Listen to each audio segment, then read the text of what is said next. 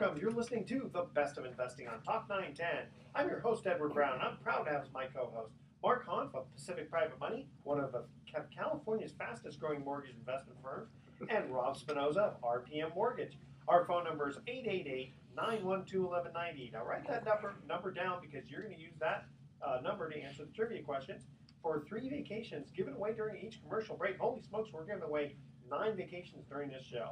Yeah, I want to go on one of those. You want to go on one? Okay. Now, the vacations, though, are not sponsored by the radio station, but by Lighthouse Resort and Marina, which is located 1 hour northeast of San Francisco.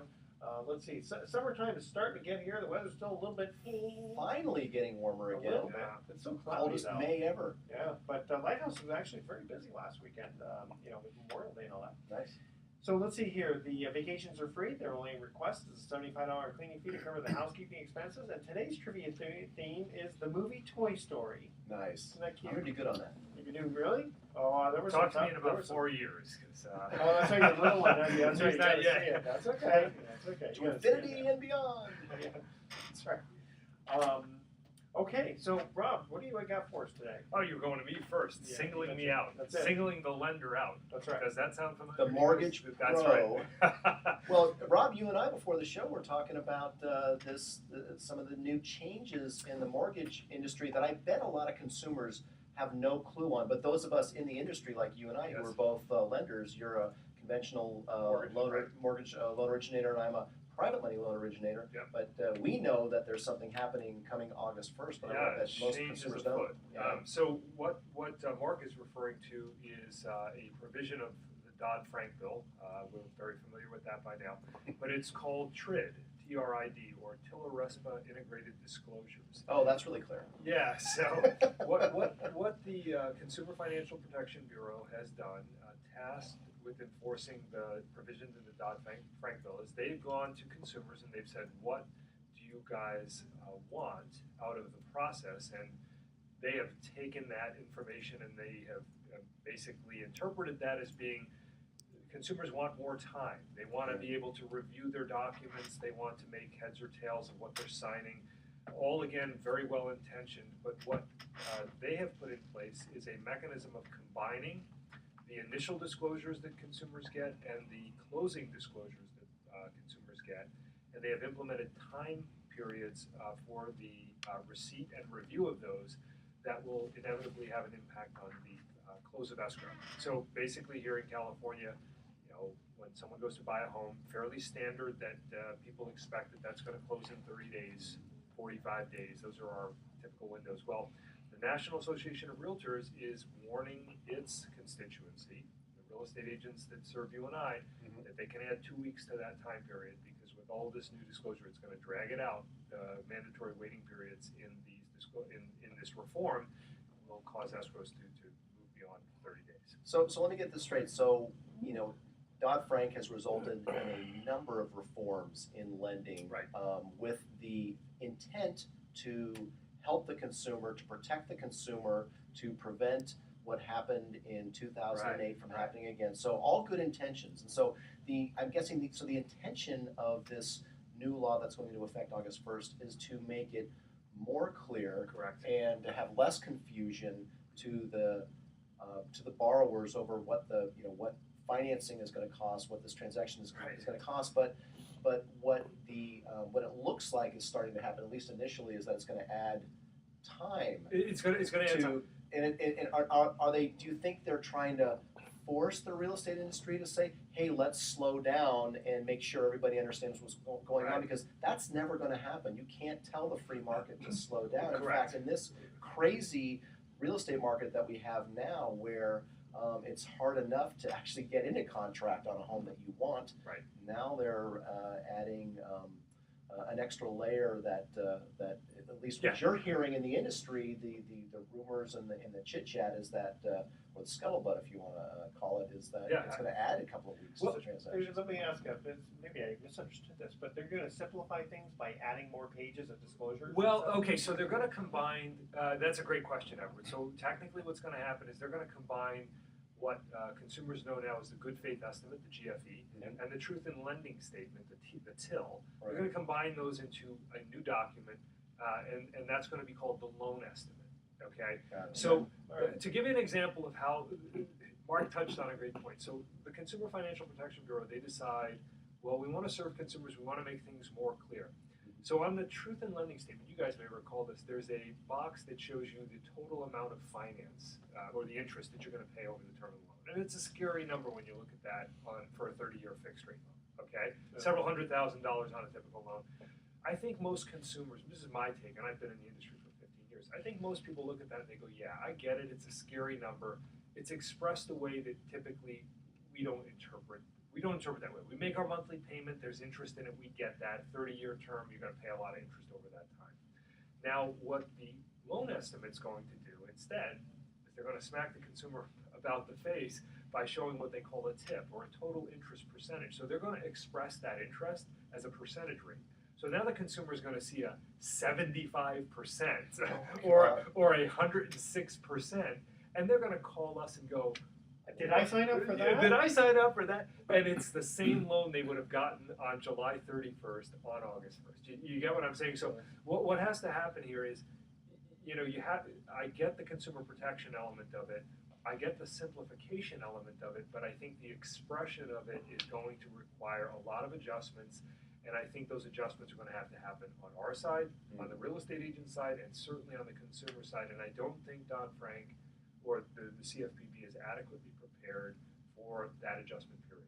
So what you're seeing right now in our industry is they're trying to hold off. They're trying to panic. Well, yeah, in addition to panic, Yeah, really.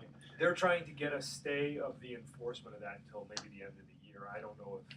I was just going to ask you that. Right. I'm hearing those rumblings as well, that we Right. might get a stay of execution, so to speak. Adequately. But Mark and I were talking about an interesting component of this is you take a look at San Francisco. I mean, we're San Francisco centric, okay? But Right. we look at a typical transaction here in this market.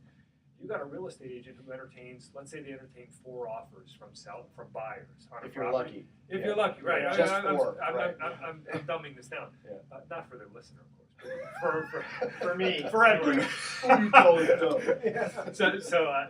But now if you're a seller's agent, you're going to look at the financed offer and go, wait a second. After August 1st, you're going to go, do I want to take this cash offer that may be $50,000 less, or do I want to roll the dice with this financed offer that may drag out for 2 weeks beyond what I had hoped? Yeah. And how does that serve the seller? You know what I mean? The seller could have gotten $50K more for that property, or if they had accepted a financed offer, but now they're going to say, you know what, we're not going to take that chance.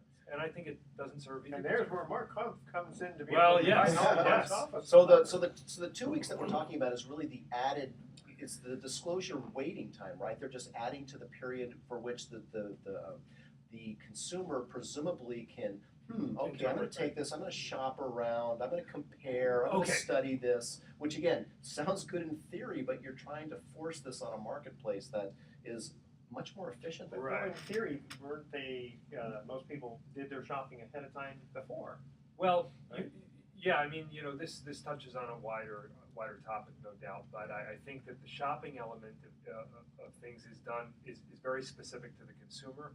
I think trying to make it uniform when it involves that everybody is delayed equally is a little bit tricky. And yet, when have we ever seen the government try to simplify something and the unintended consequences are just dramatic? Well, we've seen Dodd-Frank have that impact for the last several You years. tell me you don't believe that, where they say, "I'm here from the government. I'm here to help you." Scariest word you'll ever You know what? hear. But I gotta think though that this actually could help your business, Mark. It will. A lot. Inevitably Alternative it will. financing Yeah. and private lenders, I do believe we'll see a boom. I do have to thank Dodd-Frank Yeah. for the fact that our Well- business is thriving, but it's, again, I do feel sorry for consumers who normally wouldn't have to come to someone like me. Are you and sure pay you a were premium. behind this?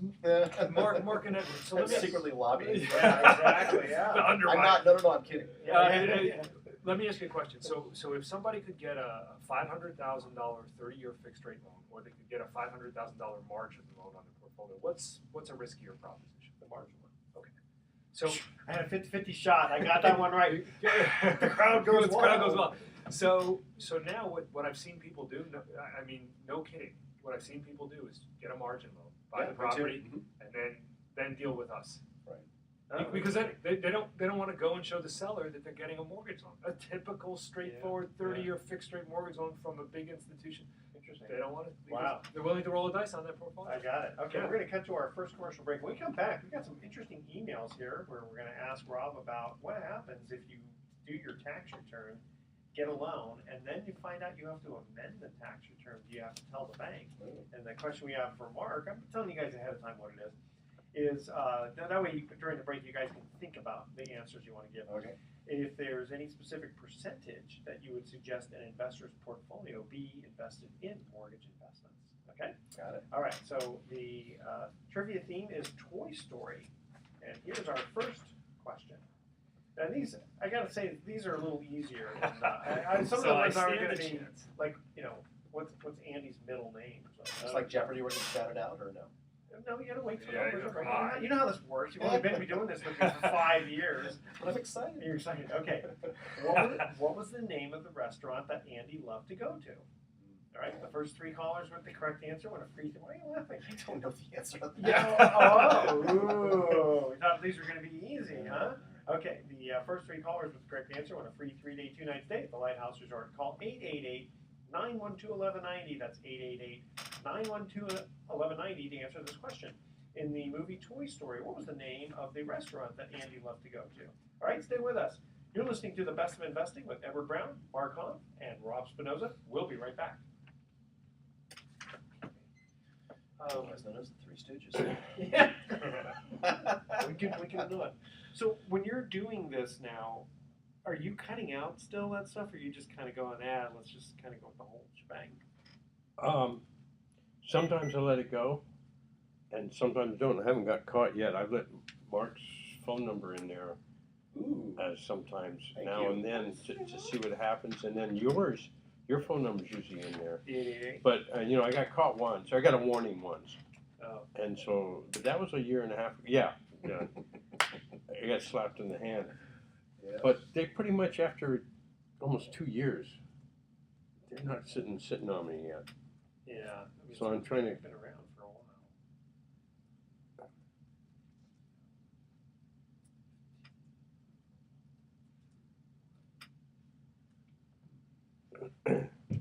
And if you slip me $5, I'll let it all in. Let it all, baby. My number, forget my number. I don't care about that. I'm not even going to call me. I'm going to call him. Oh, wait, okay. I got it. I mean, you know what? Believe it or not, people are watching the TV show. Yeah, I had someone tell me they saw us. Yeah. I think we're more popular than Shark Tank now. That's a great show. That is. I like that show. I think sometimes they'll invest, that the sharks will invest just knowing That that. they're going to get the pull effect. Yeah. Show. Yeah. Yeah. I remember they asked one question about a disaster, because that's the question I had. I only got the on the tank, which is pretty good. But it's like, I want to hear about the disaster ones. Because flops. Yeah, exactly. They said one of the flops was Toy Guru, which was like Netflix, but for toys.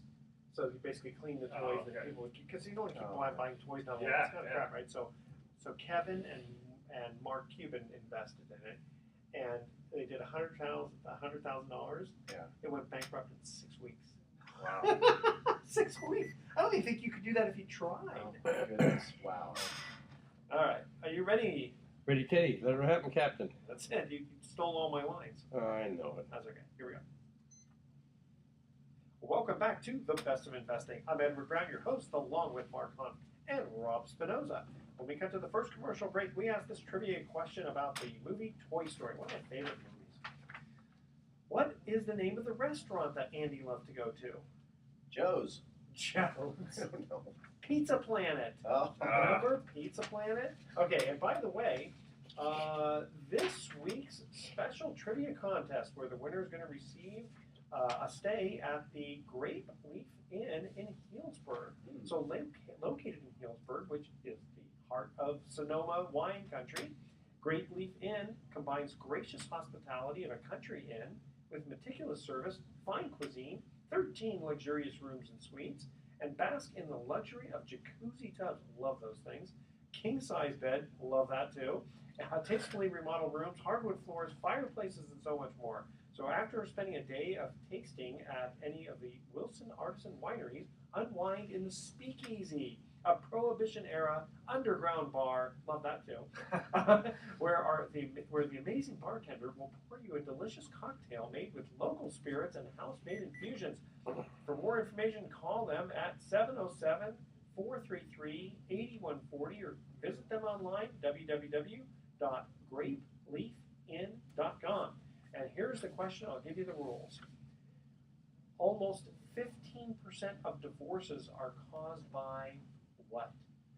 Now, here are the rules. You need to email edward@bestofinvesting.com the answer by midnight tonight. And among the correct answers, we'll read next week. Give the answer and tell who won. Can you tell us if it's a G, a PG, a PG-13? No. We're not giving any clues on this. I just gave the question. That's it. And also, no previous winners, please. We want to spread the wealth. Oh, that takes me out. Yeah, exactly. Okay. So now here we go. We have so the email for Rob we received was, if I finished my tax return and then found out that I needed to amend it, would I then have to tell the bank? That's a great question. That is a great question. I'm not a compliance officer, so somebody's probably out there ready to smack my hand on the answer to this one.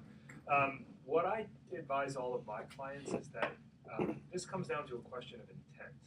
So if the bank could somehow find out that you did that, and they could see that there was a clear line of attempt to deceive the bank or otherwise by filing an amended return, I think they could probably come back in some fashion to say that the application was not truthful.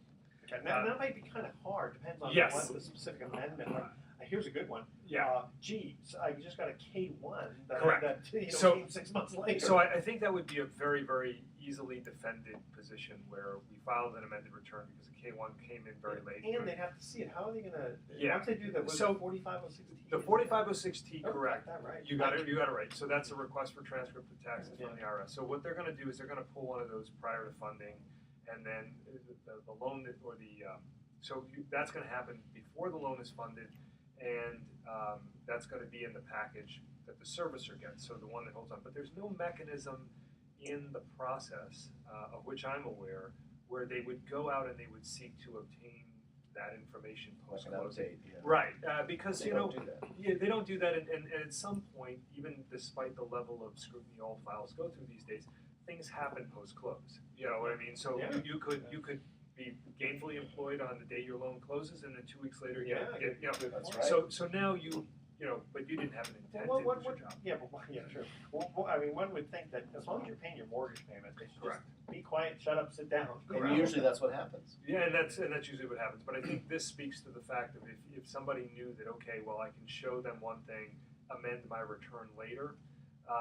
Again, if that were material to the approval of the loan, and it could make a case that there was some intent to deceive the lender, I think that could be problematic. Yeah.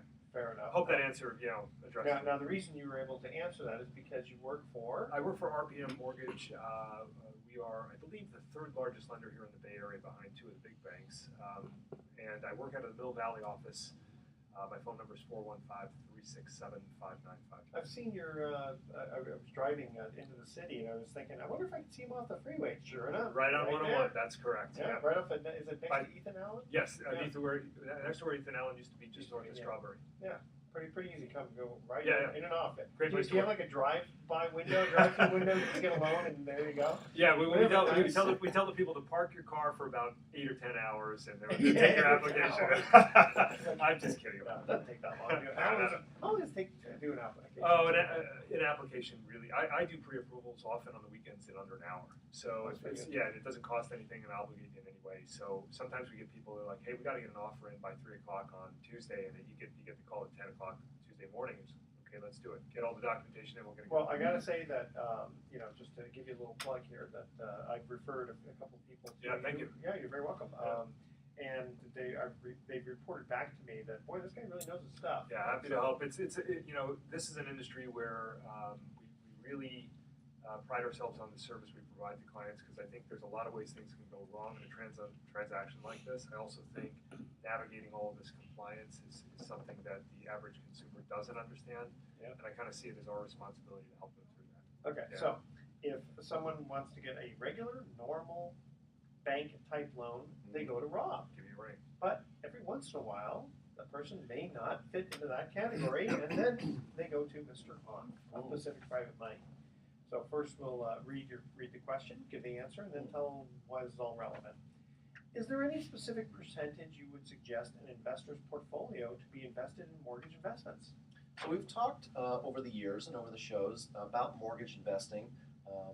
Pacific Private Money is an alternative lender. It makes loans to people who can't get bank financing, and we use private capital. And so for the last several years, we've been paying our investors usually 8% or more on these mortgage investments, and so their money is secured like a bank. They're basically being the bank. You invest your money in a mortgage-backed note, and you collect the interest you collect is from the monthly payments that the borrower makes, which we collect, and we service all the loans we make.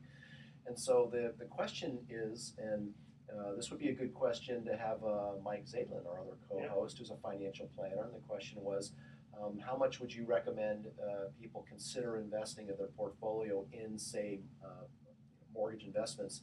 And I could not give a percentage, and it would not be appropriate for me, right? Because really, this is a financial advisor question, and depending on what your net worth is, what your age is, and what your planning is, what stage you are of planning for your retirement, that you would want to discuss with them the type of portfolio you have, which might include some equities or stocks, some bonds, some liquid assets like CDs or even maybe money market accounts, and then some alternative asset classes that typically will deliver a higher yield. And so, alternative asset investments include things like investing in real estate. Or is gold considered alternative? Some consider it, some don't. Gold would be one. And commodity. Investing in mortgage investing, which is in the case of Pacific Private Money, we have a mortgage pool fund. So it's like a mutual fund of real estate secured notes. So those who invest with us they're getting 8-ish% for the past several years now. And of course, past results don't always are not a promise of future results, or past performance is not a promise of future results. But what's interesting is that I was thinking about this, that you're a diversified portfolio, and people would generally look at the Pacific Private Money Fund as an income source because it's going to produce monthly income. But on the other hand, you can also look at growth because you can reinvest the dividends. Right. If you invest in a mortgage pool fund, one of the unique features of a mortgage pool fund is that you can invest for income or you can invest for growth. So you can get that 8% plus or minus monthly income, or you can grow your investment, which in fact a lot of our IRA investors who are not taking distributions are letting that money accumulate, and so that it compounds to about what? Well, right now it's about 8.4. I think we've been delivering on a compounded basis. I mean, a lot of people look at, let's say, stocks in the NASDAQ to be potentially growth stocks, which you can make money, you can lose money. But if somebody could give me, and again, it's not guaranteed, but if somebody, I want to say, I'm invested in it. Why should I say, I'm invested in it? So, if you can get a decent yield that is, whether it's compounding or not, I mean, that's just good. So to get back to the question, we're living in an era for now, the better part of 10 years, where interest rates have been so low that unless you want to have the majority of your portfolio in equities, in stocks, you're just not going to see consistently high yields on an annual basis. So if you want to spice up your portfolio with a percentage of alternative investments that do produce generally high yields, like a mortgage pool fund, that's a conversation with your financial planner, and a lot of people do. So whether it's a 5%, 15%, 20%, which is a pretty broad range for an alternative asset class, that's really a discussion that you would have with your financial advisor. Or if you're a sophisticated real estate investor, which a lot of my clients are, some of them, I've got clients who, for all intents and purposes, 100% of their portfolio is in some real estate related activity, either real estate itself or individual notes and mortgage pool You know what? investments. You can put me in that category too. Yeah. I mean, I've been out of the stock market for. Well, you know what? While Mark was talking, I started thinking about this. So let's say you decided you wanted to chase an 8% yield somewhere else in the stock market. Where would they send, or stock and bond market? Where would they send you? They'd send you to foreign countries and places like that. Well, where, you'd have growth. You can't really get any income. no, but I'm Like, saying it'd have to be strictly growth, and then you're taking, maybe undue risk. I don't know. But that's what I'm saying. So I think when people look at real estate investing, alternative real estate investing, they go, oh, the risk is really high. But what would you get risk-wise if you were not in real estate trying to get that yield? You'd Right. still have a lot of risk. And you said something, you said chasing a yield. And in my opinion, outside of real estate backed investments, you want to earn 6, 7, 8% Yeah. consistently. Yeah. You're going to chase it You're gonna everywhere chase it. else. You're going to be That's taking yeah. a more, in my opinion, more of a gamble. Yeah, Whereas absolutely. if you believe, as I believe, that you can invest in real estate smartly with safety and security features, where you're not, where you're not exposed to, say, are we in a bubble, which we'll talk about a little bit later.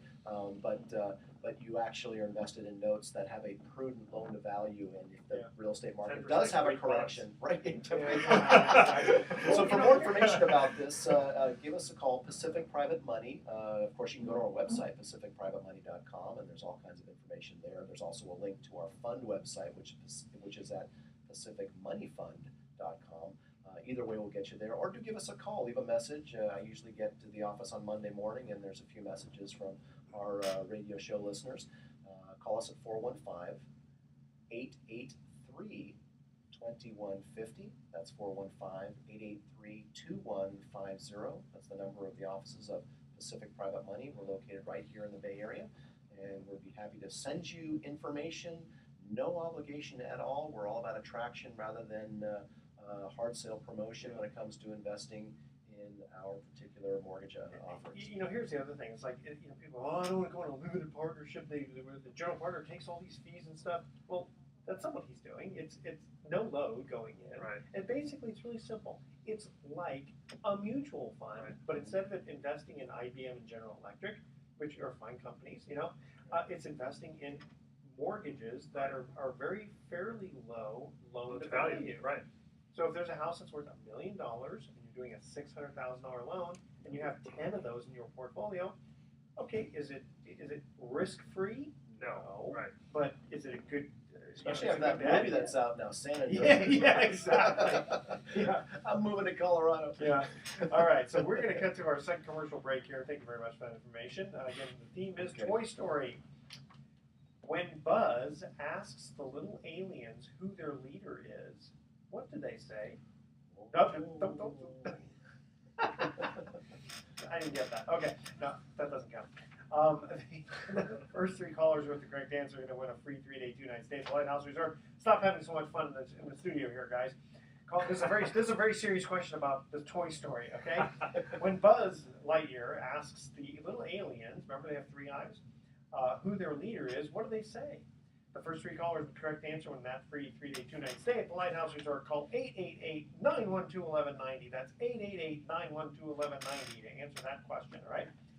Make sure to include your name and your email address, and please speak slowly and spell out your email one letter at a time. And don't touch that dial because you're listening to The Best of Investing, and we will be right back. Okay. The answer I was to trying that to go,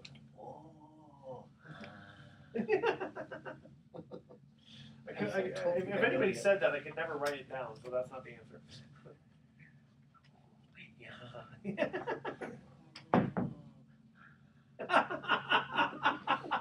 That's pretty good. And you've never seen it, so you have no idea.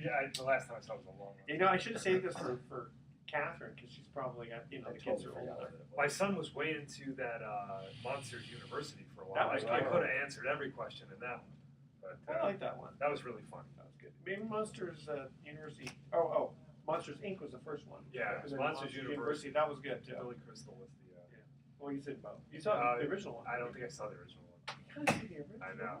The original's even better. The university's funny. It is. I think it's They're all good. great. Some are, I like the good adult humor. I have no idea how they do that kind of animation, man. Just the complexity of the. Well, I've got a friend who actually worked on the Michael Jackson thing for the music billboards. Oh, okay. Yeah, kind of cool. I used to work in a building in Sherman Oaks, California, where they had initially they had like 3 or 4 floors was the animation department. But back then they were still doing stuff. It wasn't all completely computerized, and by the time I left that company, they were like 5 or 6 floors in that building. Wow. Yeah, they were really. Can we get into deal of the week? Maybe explain the one Yeah. that I bought in the house. That's pretty cool. That's a pretty Yeah. cool. All right, here we go. That's a long segment. Here we go. Welcome back to the Best of Investing. I'm Edward Brown, your host, along with Mark Hahn and Rob Spinoza. When we cut to the second commercial break, we asked this question about the movie Toy Story. When Buzz Lightyear asks the little aliens who their leader is, what do they say? Can you give us your impression? Well, they go something like, oh. they do that too, but who do they I say don't their know. leader is? The Claw.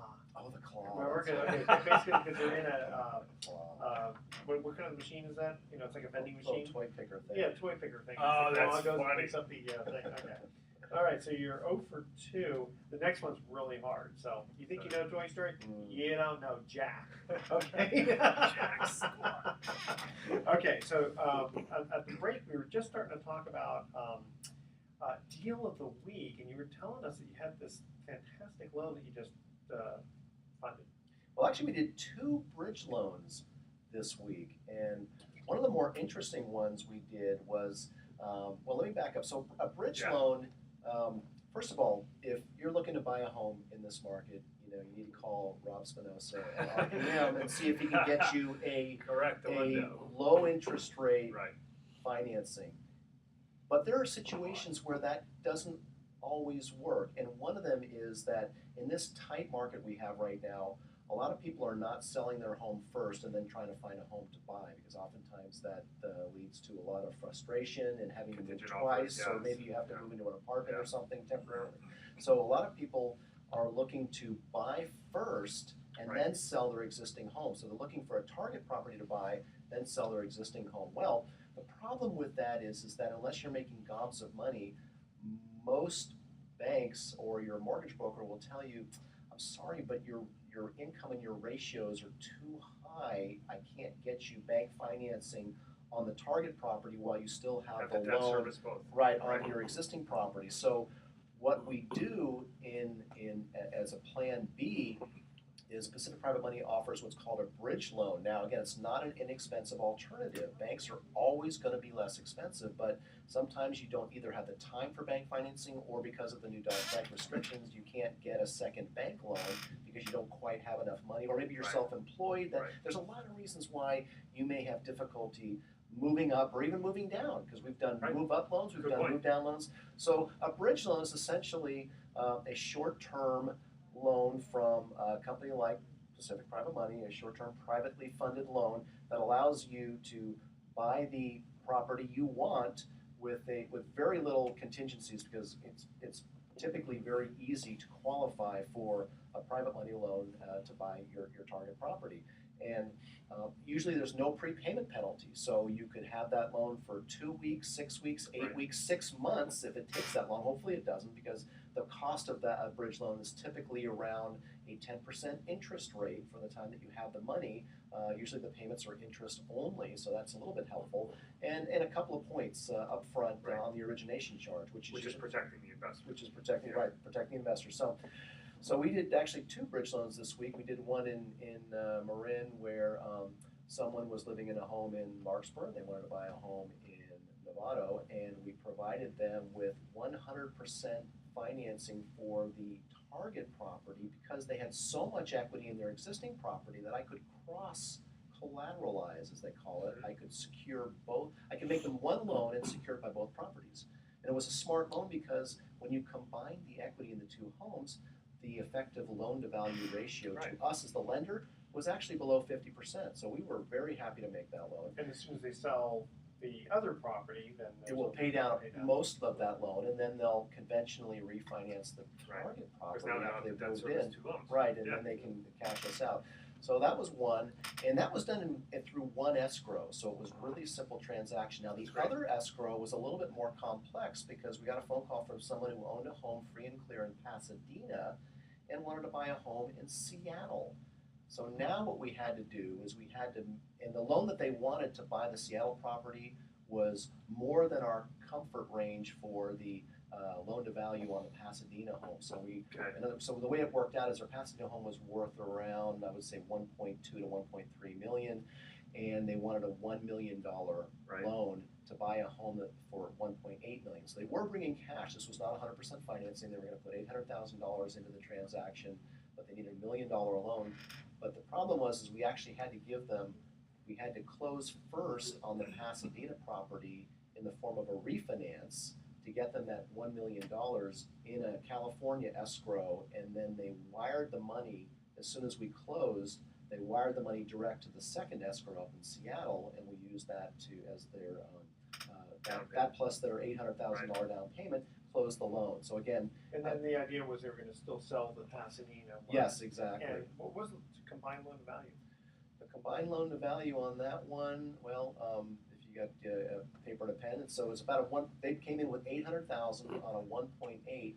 So the reason we involved the Pasadena property is we didn't feel comfortable we could have made the loan to them just for the $1 million on the 1.8 on Seattle, but we felt more comfortable making a California-based loan and then crossing on the Seattle target because we're a California lender. So know this market better. A little bit creative, and they lived here in California, and so they understood it. They, could they have had options? Could they have gone to Seattle and found someone to make that loan? Probably. The other challenge of it is actually hard money in Seattle is more expensive than in California. So actually, we did get a quote from a local Seattle lender, and they wanted 12% and 3 points, where we charged 10% interest and 2 points for that loan. So it was actually saved them money to do a little bit more complex two property transactions. So anyway, bridge loans. Probably the most popular loan we're doing nowadays, thanks to Dodd-Frank. We still make loans to flippers. We still do seconds to people who've got equity in their home, and the bank won't give them a home equity line of credit.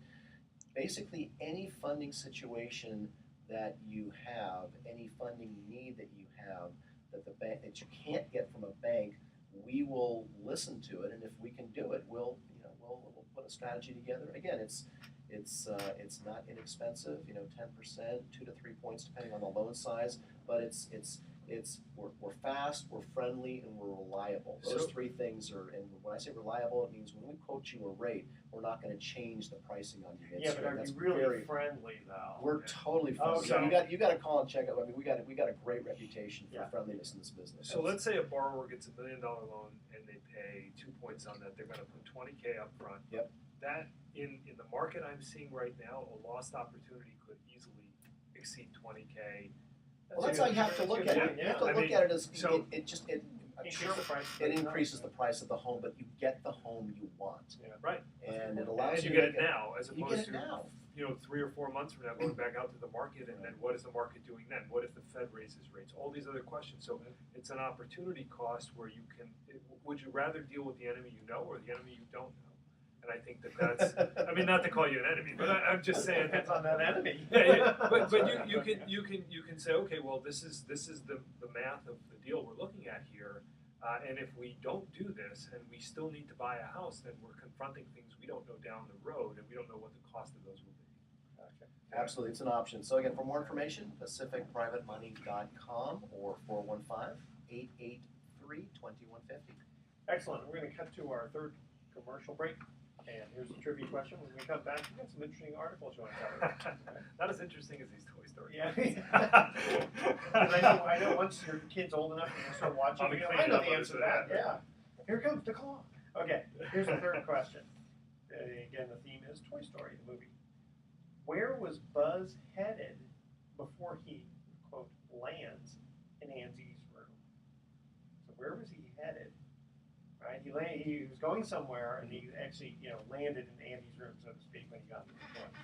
The first 3 callers with the correct answer won a free 3-day, 2-night stay at that Lighthouse Resort. Call 888-912-1190. That's 888-912-1190 to answer this question about Toy Story.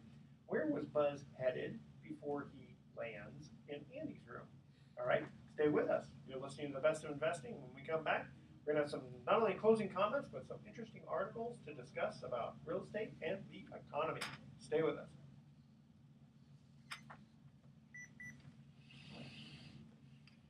Nice. Yeah, this is it's been a good show. It has been. Has it been a good show? Lively, fast-moving, informative, And Comedic. friendly. and friendly, and reliable. And we're Fast, friendly, yeah, friendly, don't reliable. forget, that's right, yeah. Don't forget friendly. I'll drink to that. Are I've been we like drinking. still rolling so that you can just go? I've been drinking to that. From Foster Brooks. Foster Brooks. Remember him? This is the funniest drunk. Oh, my dad loved that. No, He was so, that guy was so funny. That's so politically incorrect. I know, right? You could not pull that off today. No way. I was driving my car. Yeah, right. It was okay. Yeah, now instead it's, girls telling jokes about their vaginas. It's like, That's what would you fine. rather have? Yeah, that's Yeah, fine. really, yeah. Not a problem. My wife watches that stuff. That all blonde woman, what's her name? That's the dirtiest. Not the Kathy Comedian. Griffin one. That's boring. The what? Not Kathy Griffin. Oh no, not Kathy Griffin. She's My one wife of them. loves the Kardashians, man. I can't stand that show. Just like Really? it's like nails on a Not with chalkboard. Ugh. Put up with the Kardashians. Okay. I like It's Ruth. fascinating, isn't it? Yeah, it's fascinating. I like Ruth. Ruth Jenner. You know what I mean? Say what you will My about the hair guy, came out. whatever. I'm not a fan of his by any stretch, but I mean, I don't want to watch it on TV. I don't want to know. I Yeah, I don't don't want to wanna care. I know. It's kind of like I remember when Paris Hilton became famous. Like, why Oh, is yeah, she that's famous? right. Why do we care? Yeah. And it's the same thing with the Kardashians. It's just shows you how shallow our youth are when it comes to fame. Not just the If youth. you ask most, Yeah, no, that's my wife loves most 10-year-olds, what do they want to be when they grow up? They say famous. Yeah. That's not a thing. I want to be famous. And what do you want to do for a living? I just want be some money. famous. No, I just want some money. I want to be famous. All right, you got some good stuff for us Yeah, there? I think so. You ready? Yep. Oh, you're Let her ready. have it, Captain. How long do we have? 11 minutes and 48. Oh, we do. It's good. I got some Yeah. time. Yeah. Or 2 minutes and 48. I can't do math very well. Like black cat. Standard black. It's like either 11 or 2. Oh, yeah, I'm trying Depending on whether the. one. Yeah, you know what Remind me never go to Vegas with I you. mean. Yeah, right. You lose all my It's money. a good idea, that. All right, here we I will go. remind you of that. Welcome back to the Best of Investing. Last time for today. Of course, I'm always Edward Brown, but last time for today because it's the last segment. I'm Edward Brown, your host, along with Mark Hoff and Rob Spinoza. When we cut to the third commercial break, we asked this trivia question about the movie Toy Story. Where was Buzz headed before he lands in Andy's room? To infinity and beyond. No. Pizza Planet. Yes, he was. No. He said so. That's not where he was headed, though. The planet Zorkon. or something. No, that Emperor Zurg is the bad guy. Oh. He was headed to Sector 12. Oh, fine. Yeah, I told you it was a hard one. To infinity. I mean, you think I was going to ask a question that easy? Come on, man. I Still gotta think say, I'm right. the best parade I ever saw, and this was great because my son was only about 4 years old because Toy Story had come out like Oh, year before. man. Oh, it was awesome. Golden Age. Oh, it was great. And we went to Disney World. Yeah. And they had it was Toy Story, and they had if Right. you don't know yeah Oh, they had, the real Buzz Lightyear was there? All 8 feet of him? all exactly. No, the best part were the army men. Oh, that's If right. if you remember being a The kid faceless playing with army army, men. yeah, you know they I mean they were perfect with the green mesh Yeah. and even the where they were walking. You know, they didn't just have their boots; they had like what looked like lettuce, Oh, big wow. thing. You know, I mean, and they did I'm Kids sorry. are just. Not the kids. Forget the kids. My wife and I we cracked up. We loved it. It was awesome. That's great. Okay, Rob, Yes. hit us with some good stuff. You know what? We talk often on the show. We talk about a lot of the challenges we deal with in the market and how we overcome them. But I think in just reading some stuff this week, very encouraged by 2 articles that I picked out. Home buyers, well, I don't know, encourage is the right word, but home buyers putting less down. That means they're able to do that. First-time home buyers True. in particular. It said that in 2015, 66% of first-time homebuyers, and this is national, are making a down payment of 6% or less. Okay. Now, I realize some people are out there listening to that, going, "Oh no, here we go again. This is the bubble stuff. This is what got us into trouble." Well, remember now that these are all fully documented loans. A lot of these are conventional or FHA loans because on a jumbo or anything like that, you're not going to get near 3% Yep, down. the or economy 5% can down. still, people can still lose their jobs. Understood, but the point that I want to make with this is availability of this kind of credit is critical to the sort of home buyer food chain. And if you eliminate that, and this is what we experienced in '08 and '09, where it was very challenging outside of an FHA loan to get anything with an aggressive small down payment. It sort of disrupts the whole flow of things. Hold on here for just a second. Sure. Okay, so someone put 6% down. Yeah. And the market, for whatever reason, drops 15, 20%. Okay. Now they're underwater. Right. But they've got a payment they can afford, Right. presumably. Yeah, because they're fully Okay. documented. Right, fully documented, they're less than 43% debt to income ratio, which is something that the banks have to, do Maybe, math on. maybe Maybe maybe less. not on that, but yeah, it's still you're dealing with a fully documented scenario now as opposed to a state. Okay, but if their economics change a little bit, It's not risk-free, right? It's not. that's right. It's a It's not contact risk free, sport. but if you're dealing with the first time, I mean, really, where do people think first time buyers come in along the spectrum? If they don't have gift funds, when you look at this sort of thing, where do you think your typical first time buyer? I see a ton of 10% down financing here in the Bay Area, and Yeah. almost everything we do is jumbo. And if people want to do a short sale, then they can go buy a storage container and live in that. Right? I mean, everything's based on alternatives, so you got to live somewhere. Well, and rent isn't getting any cheaper either. So I think you look at that being a hurdle to entry into the market. So, to me, that's very encouraging. And that's, what's interesting about that, Rob, is that you're saying, so banks are starting to get a little bit more creative again, maybe loosening up or coming in with some more competitive and or creative home loan programs. Right. That's not to say that it's getting back to the days of 2005 and 6, Correct. because you still have to underwrite the income, you have to underwrite, Right. You have to have a job, and it's fully documented. What I wanted to say is that there are rumblings in the marketplace. People are wondering if there's going to be a pullback. Are prices going to go down next year? And it all is centered around this idea and belief that mortgage rates in general are going to go up. That Right. a year from now, if they're around 4% now, that a year from now they might be 5%, and that's going to automatically mean that home prices are going to dip.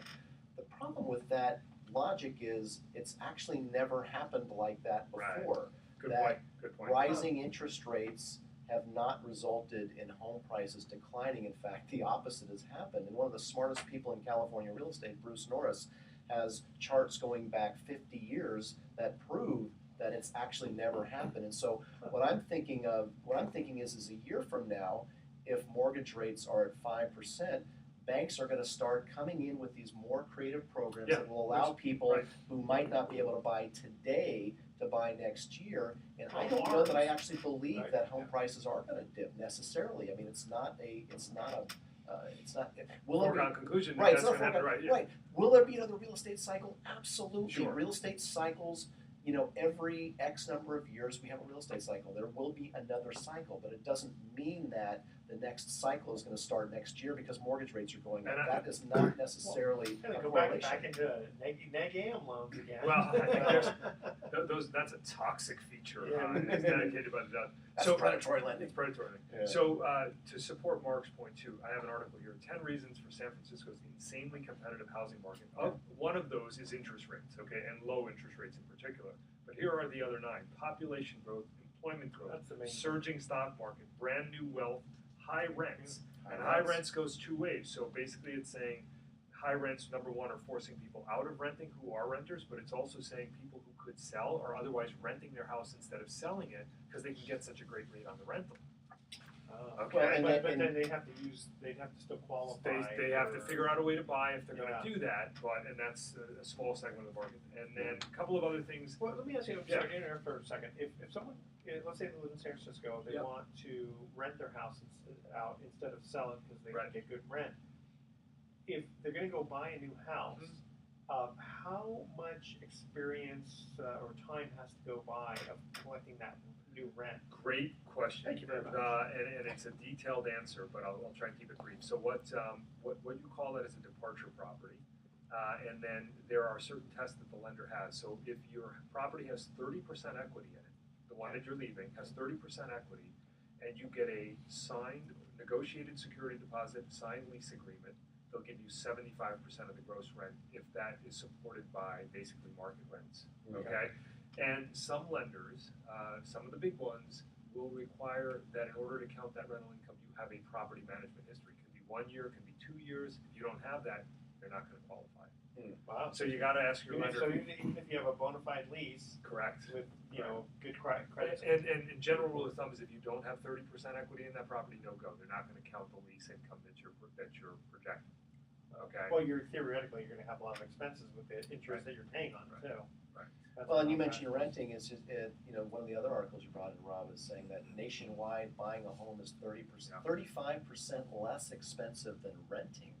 And I don't know if that 35% applies in the Bay Area, but rents have gone up higher than home values have appreciated. In fact, year over year, we're close to 15% increase in Bay Area rents, and home prices are up 10%. So rents have been outpacing home price valuations, and from the affordability standpoint, in most markets, if you have a down payment and you can qualify for a bank loan, you will save a lot of money owning a home versus renting. Got it. Any last minute comments there, my friend? Well, Go ahead. You got one. I got. Otherwise, I've got someone who's going to piggyback off of you talking about rates and the Fed, and so that's something that's on all of our minds. We're coming up on the June statement. I don't think anybody expects the Fed to raise rates here in June. Right. Then the market watch starts for September. I think if you're a buyer or you're a borrower out there, meaning you're looking to refinance, you ought to be keeping your finger on the pulse of what rates are doing. We don't know what the Fed's going to do. I have personal beliefs about that, but nobody's sure. And we still do enjoy, historically very, very good interest rates. And if you are in the market for something like that, ask, inquire, and get more information. I'm personally hoping and praying that rates remain relatively calm for the next 60, 90 days, because I am in the process of remodeling a home myself right now, and I will be I bought it with hard money, and I'm going to move into it after I'm done remodeling it. You should do what the CFPB did and remodel it without owning it. That's what they did with their offices in Washington. That's right, I heard about that. Yeah. That's funny. So it's not just like a tenant doing lease. Hey, they got it figured out, Edward. Yeah, it's like that's they do. And Robert, isn't the market pretty much has factored in what it believes is going to happen in June. So mortgage rates today reflect, just like stocks reflect what people believe is going to happen in the future. Right, exactly. So I think we're in for some market stability in mortgage rates. It might inch up a little bit, and then it might have a little bit of a correction, a little downturn again. But very possibly. I think. What are you seeing right now? How are we doing this week on mortgage rates? Rates actually this week are a little bit better than they have been for the majority of May. So it's a great opportunity. We are seeing a little bit more of a buzz in refi activity. Nice. Because what you do see in our industry right now is everybody that is an eligible borrower, they're sensitive to 0.25% or they're sensitive to 0.5%, certainly because everything's been so compressed. Percentage of 0.5%, right? 4% is different than 0.5% on 10%. Correct. And the stock market's still hovering around all-time high. Huh? Yeah. All right, guys, we're going to cut out for today here. An excellent show as usual. Age is no barrier; it's a limitation you put on your mind," said Jackie Joyner Kersey. Wow. And the only way to prove you're a good sport is to lose, said Ernie Banks, who knew something about losing. Mr. Baseball? Mr. Baseball, Mr. Cup. Mr. Cup. That's right. And I think, gosh, in 20-something years, he only had like one decent year that they played, 1969, and it was the one year that the Amazing Mets came back. Hey, baseball. A little bit of baseball. Yeah. Okay. Tune in next week to The Best of Investing. We're going to be giving away 9 more free vacations for answering trivia questions. Thanks for listening. On behalf of our team, I'm Edward Brown. We're wishing you the best of investing. So long. Go.